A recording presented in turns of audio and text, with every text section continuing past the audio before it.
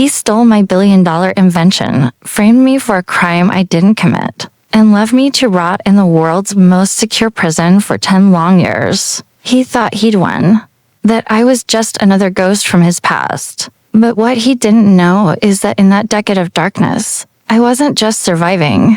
I was planning. I orchestrated the most elaborate prison break in history, built a new identity from scratch, and amassed a fortune that dwarfed his own. All for one single purpose: to watch his empire crumble to dust, brick by stolen brick. This isn't just a revenge story. This is the story of how I took back everything, and more. My name was Alex Mercer. I was a quantum physicist, on the verge of creating a clean, limitless energy source. My partner, Julian Vance, was my best friend, my confidant. We spent sleepless nights in the lab, fueled by cheap coffee and a shared dream of changing the world. The breakthrough came on a rainy Tuesday. The energy core hummed to life, a miniature sun glowing in our hands. We'd done it. We were about to eliminate energy poverty forever. That night, we celebrated. Or rather, he celebrated. I woke up in a haze, sirens wailing. The lab was a wreck. The prototype was gone, and I was being arrested for corporate espionage and treason. Julian's testimony was flawless. He painted me as a disgruntled scientist selling our nation's future to the highest bidder. He produced fabricated emails, doctored bank records. The evidence was overwhelming. He'd planned this for years. The judge's gavel fell like a guillotine. Life sentence. No parole.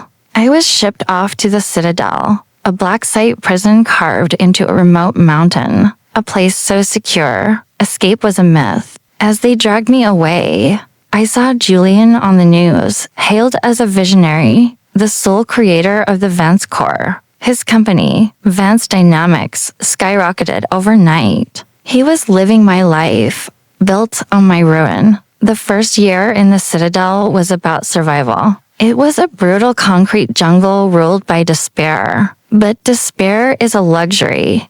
I didn't have time for it. I had a promise to keep to myself. I started observing the guards' routines, the shift changes, the subtle flaws in the security grid. I became a ghost, gathering information bit by bit. I used my knowledge of physics to my advantage, learning the resonant frequencies of the walls, the structural weak points. I befriended an old-timer named Silas, a master forger who was in for life. He taught me how to create new identities, to disappear. My plan started to form. It was audacious, impossible. It involved redirecting a small fraction of the prison's power grid during a routine maintenance check, creating a 1-second blackout. A single second was all I needed. I spent 5 years earning the trust of the prison's chief engineer, solving complex electrical problems for him, becoming indispensable. He saw a broken genius. I saw a key.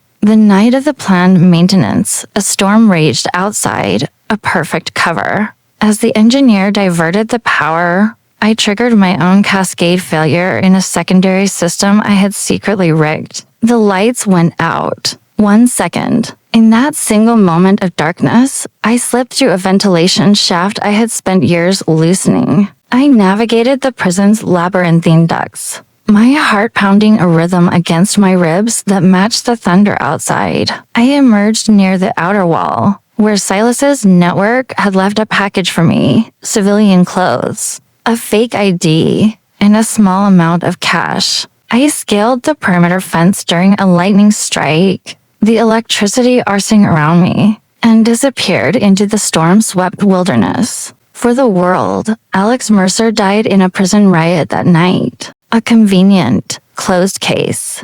I was reborn as Elias Thorne, a ghost with a bank account seated by some of Silas's offshore contacts. The next 5 years were a blur of calculated risks. I moved to the shadows of the global financial markets. I used my analytical mind not for physics, but for algorithms. I created a predictive trading AI, a ghost in a machine that saw market shifts seconds before they happened. I started with thousands, which became millions, then billions. I built an empire in silence, a financial behemoth with no face, no name, just a string of shell corporations. All the while, I watched Julian. He was a global icon now, a philanthropic billionaire, the man who saved the world. It made me sick. Vance Dynamics was his pride and joy, so that's where I would start. I began by anonymously funding his rivals, giving them the technology to create competing energy sources.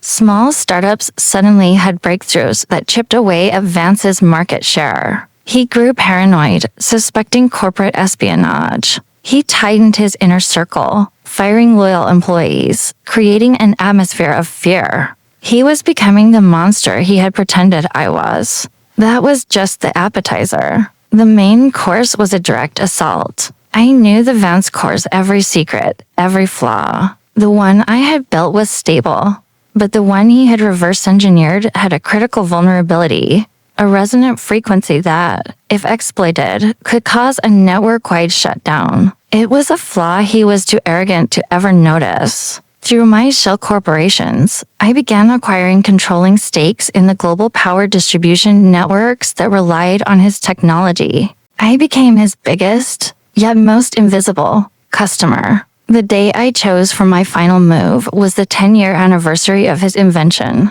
He was hosting a massive global gala, broadcast live, to celebrate a decade of clean energy. Kings, presidents, and CEOs were in attendance. He stood on stage, a golden god, basking in the world's adoration. As he began his speech, I initiated the sequence from my own command center, a penthouse suite overlooking the city he now owned. My algorithm sent a tiny, precise energy pulse across the global grid, a single, specific frequency. On live television, the lights in the grand hall began to flicker.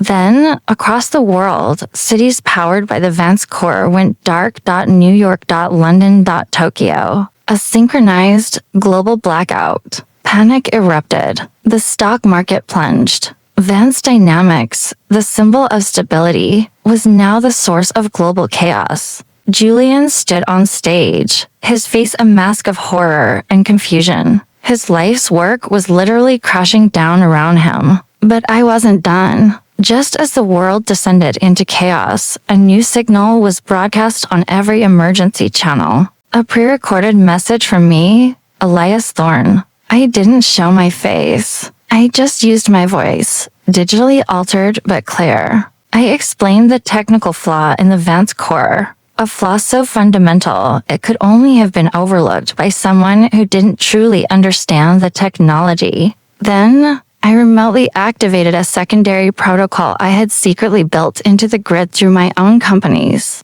Instantly, the power came back on. But this time, it was stable, running on a modified, safer version of the core. I had fixed his mess in a matter of minutes. The final piece of the puzzle was the evidence. While the world was reeling, I leaked everything. The original lab notes in my handwriting, the audio recording from the night we made the discovery, where Julian congratulated me, and most damning of all, his financial records showing the massive payments to the fabricators who created the fake evidence against me. I didn't just expose him as a fraud. I exposed him as the man who framed his best friend and then knowingly put the entire world at risk with flawed technology. The fallout was immediate and catastrophic for him. Vance Dynamics imploded. His board turned on him. The governments of the world launched investigations. He was stripped of his awards, his wealth, his legacy. The last I saw of Julian Vance, he was being led away in handcuffs, his face pale, his eyes empty, the same way I had been 10 years ago. They didn't send him to the Citadel. They sent him to a standard federal prison. He wouldn't have survived a day in the place he sent me. I never reclaimed the name Alex Mercer. Elias Thorne had built a better world, not just for me, but for everyone. I quietly transferred the patents for the true, stable energy core to a nonprofit foundation, ensuring it would benefit humanity forever, not just one man's ego. I had my revenge. It wasn't about destroying him.